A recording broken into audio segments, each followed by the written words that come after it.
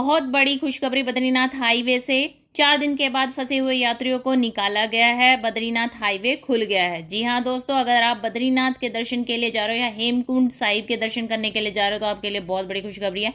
अब बद्रीनाथ हाईवे खुल गया है। फाइनली 4 दिन की मेहनत के बाद अब बद्रीनाथ हाईवे पूरी अच्छी तरह खुल गया है। गाड़ियों का आवाजाही हो रही है। ये वीडियो उन सभी के लिए है जो बद्रीनाथ या फिर पहाड़ों पर यात्रा करने वाले हैं। तो इसी वीडियो में सारी जानकारी दी जाएगी कि इस समय मानसून में कैसे यात्रा हो रही है और अभी बद्रीनाथ हाईवे का क्या हालचाल है। और ये उनके लिए भी है जिनको इस बारे में कुछ खबर नहीं है, क्या हुआ था बद्रीनाथ में और कब हुआ था और किस तरह लोग वहां फंसे हुए थे, उनकी मदद वगैरह और ये सारी चीजें इस वीडियो में पूरी डिटेल से बात की जाएगी। मतलब जो 9 जुलाई को हादसा हुआ था वो क्या हुआ था, बद्रीनाथ में क्या कारण था, इन सब चीज़ों पे बात करेंगे और वहाँ पर क्या हालात थे और अभी क्या हालात है, सारी चीज़ें इस वीडियो में आपके साथ मैं शेयर करने वाली हूँ। तो आप ये वीडियो पूरी देखना और शेयर ज़रूर करना उन लोगों के लिए जो बद्रीनाथ या फिर पहाड़ों पर यात्रा करने वाले हैं। आजकल उत्तराखंड या फिर यहाँ पर यात्रा जो करने वाले हैं इससे रिलेटेड मैं वीडियो डालती रहती हूँ। तो प्लीज़ मेरे चैनल को भी सब्सक्राइब करें अगर आप इस तरह की वीडियो देखना चाहते हैं। तो क्या हुआ था 9 जुलाई को बद्रीनाथ हाईवे पे, जानते हैं पूरी सच्चाई। 9 जुलाई मंगलवार को सुबह बद्रीनाथ नेशनल हाईवे जोशीमठ के पास लैंडस्लाइड हुआ और हाईवे बंद हो गया। हाईवे के दोनों तरफ यात्री थे, वो दोनों फंस गए। जिनको नीचे जाना था वापस या फिर जिनको यात्रा के लिए जाना था बद्रीनाथ और हेमकुंड के लिए या फिर जो लोकल लोग थे वो भी सारे फंस गए थे। तो यहाँ पर 2 लैंडस्लाइड हुए थे। जो पहला लैंडस्लाइड हुआ था वो सुबह हुआ था। उस टाइम प्रशासन ने और यहाँ एनडीआरएफ की टीम ने कहा था कि भाई 1.5 घंटे में ये सारी चीज़ें खुल जाएगी, रास्ता साफ हो जाएगा। लेकिन कुछ ही देर में ये जो बहुत ही बड़ी चट्टान आपको दिख रही है, ये चट्टान फिर सारी एकदम नीचे आई और इतना बड़ा यहाँ पर लैंडस्लाइड हो गया कि बिल्कुल भी रास्ता नहीं दिख रहा था। पहली जो लैंडस्लाइड आई थी उसमें आर पार दिख रहा था, दूसरी तरफ के लोग दिख रहे थे। लेकिन जो ये बहुत बड़ा लैंडस्लाइड हुआ तो उसके बाद कुछ भी नहीं दिख रहा था, बिल्कुल रास्ता ब्लॉक हो गया। और उम्मीदें ये थी कि अब ये बहुत मुश्किल हो जाएगा इस रास्ते को खोलना। प्रशासन ने और एनडीआरएफ ने जो उम्मीदें दी थी लोगों को कि 1.5 घंटे में खुल जाएगा, लेकिन ये जो बड़ा लैंडस्लाइड हुआ उसके बाद लोगों की उम्मीद बिल्कुल टूट चुकी थी और अब इसको खोलना बहुत बड़ी मुश्किल हो गई थी। उत्तराखंड प्रशासन के लिए बहुत बड़ी 2 चुनौतियां थी। एक तो ये रास्ता खोलना था, दूसरा जो भी यात्री फंसे हुए हैं उनके लिए खाने पीने और रहने का भी प्रबंध करना था। यात्री अब बीच रास्ते पे फंसे हुए थे, वो कहाँ जाए, क्या खाना पीना, सारी चीज़ें की व्यवस्था करनी थी। बच्चे भी थे, बड़े बूढ़े भी थे, बीमार लोग भी थे और यहाँ के लोकल लोग भी थे। तो इन सब चीज़ों के बारे में बात करते कि क्या क्या यहाँ पर हुआ उस टाइम। लैंडस्लाइड होने से कई किलोमीटर तक का जाम लग गया और हुआ है कि ट्रैफिक जाम को देखकर जो होटल के मालिक थे उन्होंने अपनी जेब भरनी शुरू कर दी और जोशीमठ में जितने भी होटल और थे उनके जो रूम थे उनका किराया काफ़ी ज़्यादा बढ़ा दिया। यहाँ पर जो दुकानें थी, रेस्टोरेंट थे, उनमें जो खाने पीने का सामान था वो भी काफ़ी महंगे मिलने लगे। करीब 4,000 लोग बद्रीनाथ और जोशीमठ नेशनल हाईवे पर फंसे हुए थे। इन लोगों का कहना है कि जो 20 रुपए का पानी है वो 100 रुपए में भी मिल रहा था और जो होटल के रूम नॉर्मल जब हम लेते हैं तो भाई 500 और 1000 में मिल जाते थे, लेकिन अभी वो 5-5 हज़ार के मिल रहे थे। 5 रुपए की रोटी 40 रुपए में और 120 की दाल 250 रुपए में, इस तरह मतलब रेट बढ़ गए थे। लेकिन कई जगह ये भी देखने को मिला कि बहुत सारे प्रशासन की तरफ से और एनडीआरएफ और यहाँ पर जो आर्मी है उन्होंने भंडारे भी लगाए। तो सब लोगों का अलग अलग इस बारे में सोचना था। और ये भी देखा गया कि जो यहाँ के लोकल लोग हैं उन्होंने भी लोगों की काफ़ी मदद की। घर घर से रोटियां बन बन के आ रही थी। तो एक बहुत बड़ी भीड़ थी जिसको लिमिटेड जो यहाँ पर व्यवस्थाएं हैं उनमें सबको संतुष्ट कराना एक बहुत बड़ा एक टास्क था जो 4 दिन में पूरा किया गया। 4 दिन लोग फंसे रहे तो आप सोच सकते हो कि कितनी परेशानियां उनको हुई होगी, क्योंकि खाने का जो काम है या खाना पीना ये सारी चीज़ें कोई एक बार तो नहीं होती है। 4 दिन तो आपको टाइम टाइम पे भूख भी लगती है, सुबह शाम दोपहर। ये सारी चीज़ें हमारी ज़रूरत जब हम खा ले रहते हैं तब तो और भी ज़्यादा ज़रूरतें होती हैं। अभी गर्मी का टाइम है तो पानी वानी ये सारी चीज़ें सबसे बड़ी चुनौती है कि आप जंगल में सोओगे कैसे, रात को रहना खाना, ये बहुत बड़ी चीज़ें थी जो यात्रियों ने और प्रशासन ने मिलकर और वहाँ के लोकल लोगों ने मिलकर चलो थोड़ा सा संभाल लिया उस टाइम। लेकिन अब सोचने की बात यह है कि जो जोशीमठ में होटल और रेस्टोरेंट के जो रेट बढ़े तो क्या वो होने चाहिए थे? तो इस टाइम उन्हें अपनी जेबें गर्म करने की बजाय लोगों की मदद करनी चाहिए थी। तो इस बारे में आप क्या सोचते हो तो कमेंट करके ज़रूर बताना कि या फिर वहाँ के जो लोग हैं वो क्या सोचते हैं कि भई ये सही है, गलत है? इस बारे में कमेंट ज़रूर करना वीडियो के कमेंट बॉक्स में। बहुत सारे यात्री तो पैदल मार्ग से चले गए पहाड़ पे चढ़ते हुए, मतलब अगर इस वाले रास्ते से जाते, इस वाले हाईवे से, तो ये 1 घंटे का सफ़र था, लेकिन 4 घंटे लग रहे थे उस सफ़र को करने में और काफ़ी हाई चढ़ाई थी।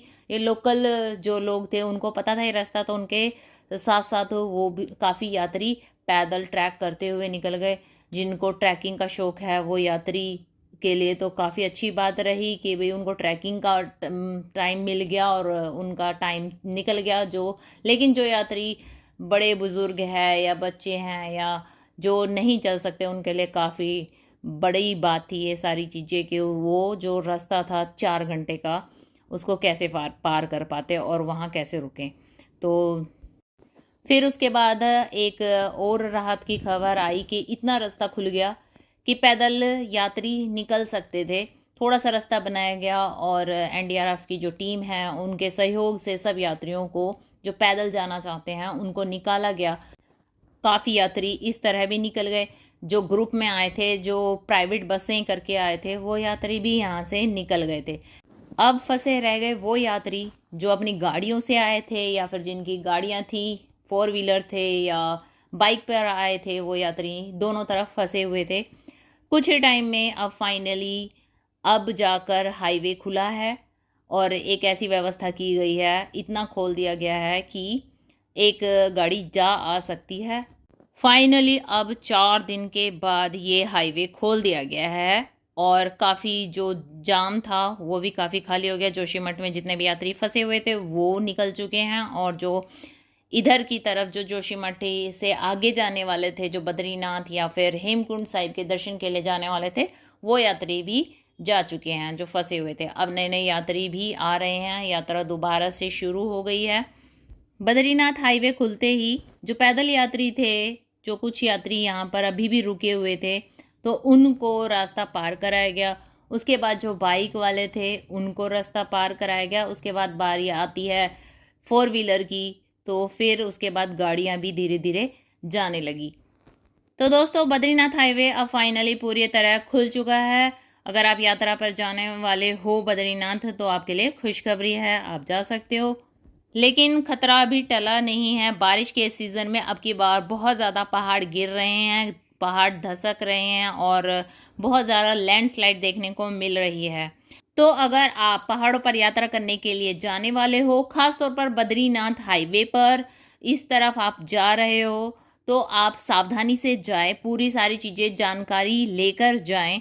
अभी वेदर कैसा है और वहाँ पर क्या हालचाल है रास्तों के। कहते हैं कि चार धाम यात्रा में सबसे खतरनाक रास्ता बद्रीनाथ हाईवे है। थोड़ा सा आप रास्ते पर नज़र डालिए किस तरह का रास्ता है। बहुत ही ज़्यादा पहाड़ी एरिया है। पहाड़ी एरिया तो आपको ऋषिकेश से शुरू हो जाता है, लेकिन यहाँ पर बहुत खतरनाक पहाड़ है। हर टाइम यहाँ पर कभी ना कभी कोई कहीं ना कहीं से लैंडस्लाइड होता रहता है और अभी बारिश के सीज़न में तो यहाँ पर नॉर्मल बात है ये। और जो ये जोशीमठ वाला एरिया है यहाँ पर तो बहुत ही ज़्यादा खतरा है। ये वही जोशीमठ है जो पिछले साल न्यूज़ में छाया हुआ था और इस जोशीमठ को यहाँ से कहीं और ट्रांसफ़र करने की बातें भी चल रही थी। मतलब यहाँ पर जो हालात थे वो इतने खतरनाक थे लोगों की सेफ्टी के लिए। यहाँ पर जितने भी लोग बसे हुए थे उनको ये भी बोला जा रहा था कि आप यहाँ से कहीं और भी उनको बसाया जा सकता है, ऐसे सोच रहे थे। पिछले साल कुछ वीडियो वायरल हुई जिसके कारण जोशीमठ के हालात सब लोगों के सामने आए न्यूज़ में। काफ़ी जोशीमठ को कवर किया गया। दरकते हुए जोशीमठ के पहाड़, जगह जगह से रिसता हुआ पानी, मकानों में बहुत बड़ी बड़ी और गहरी गहरी दरारें, लोगों के गिरते हुए मकान। तो इस तरह की जो तस्वीरें थे वो सामने आ रही थी और ये अनुमान लगाया जा रहा था कि अब की बार बारिश में जोशीमठ में बहुत भयंकर विनाश होने वाला है। तो ये वही जोशीमठ है जहां अब भी इतनी ज़्यादा तबाही हो रही है। धीरे धीरे जो पहाड़ है वो खिसक रहे हैं, गिर रहे हैं। और यहाँ के जो लोकल लोग हैं वो भी ये बात बोल रहे हैं कि अब पहले से ज़्यादा ये पहाड़ गिर रहे हैं, खिसक रहे हैं। इस तरह की बारिश पहले भी होती थी, लेकिन अब बारिश भी बहुत ज़्यादा हो रही है, गर्मी भी बहुत ज़्यादा पड़ रही है। और जो ये पहाड़ हैं वो पहले के मुकाबले हर साल अब ज़्यादा तबाही पे आ रहे हैं। जब हम बद्रीनाथ यात्रा के लिए जाते हैं तो उस तरफ हेमकुंड साहिब की यात्रा भी पड़ती है, तो बहुत सारे लोग ये यात्रा के लिए जाते हैं। तो एक नेशनल हाईवे यही है जहाँ पर जोशीमठ बीच में पड़ता है। जोशीमठ का जो एरिया उसको काफ़ी रिस्की माना जाता है। यहाँ के जो पहाड़ है उनमें बहुत बड़ी बड़ी दरारें आ चुकी है और वो टाइम टाइम पे थोड़े थोड़े कहीं ना कहीं से लैंडस्लाइड देखने को मिल रही है और बहुत ज़्यादा लैंडस्लाइड अभी इस टाइम चल रही है। और दोस्तों ये भी नहीं है कि बारिश के टाइम ही होती है। अब ये जो लैंडस्लाइड हुई है ये धूप निकल रही है, 4 दिन पहले बारिश हुई थी और अभी मौसम बिल्कुल ठीक ठाक था और उस ठीक ठाक मौसम में भी ये लैंडस्लाइड देखने को मिली। अगर आप जुलाई के और अगस्त के महीने में यात्रा करने की सोच रहे हो तो काफ़ी समय लेकर जाना, क्योंकि कहीं भी लैंडस्लाइड हो सकती है, आप फंस सकते हो। रात को यात्रा करने से बचे और बेहतर होगा कि आप सारी चीज़ें देख के और सारी नॉलेज लेकर यात्रा पर निकले और सारी सावधानी के साथ कि अगर आपके साथ बाई चांस कोई दुर्घटना हो गई तो आपको क्या करना है। आप इस तरह की सिचुएशन में फंस गए, जैसे कोई लैंडस्लाइड हो गया, तो उस टाइम आप क्या करोगे। तो ये सारी चीज़ें आप प्रबंध करके लेके चलना। जैसे कुछ कैश रख सकते हो, अपने साथ खाने पीने के जो सामान है उसको साथ में लेके चल सकते हो। ये जो छोटी छोटी जानकारियां हैं उनसे आपकी यात्रा काफ़ी सही रहेगी। अगर कोई मुसीबत आ गई तो आपको काफ़ी मदद मिलती है इन सारी जानकारियों से।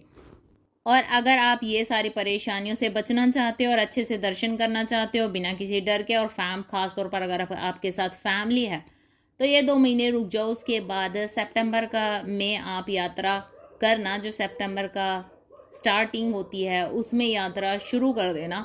उस टाइम आपको बिल्कुल खाली मिलेगा और पहाड़ और ये सारा सफ़र आपका बहुत बढ़िया रहेगा। कोई इतनी ज़्यादा परेशानी नहीं होगी, दर्शन वगैरह भी आपके अच्छे होंगे।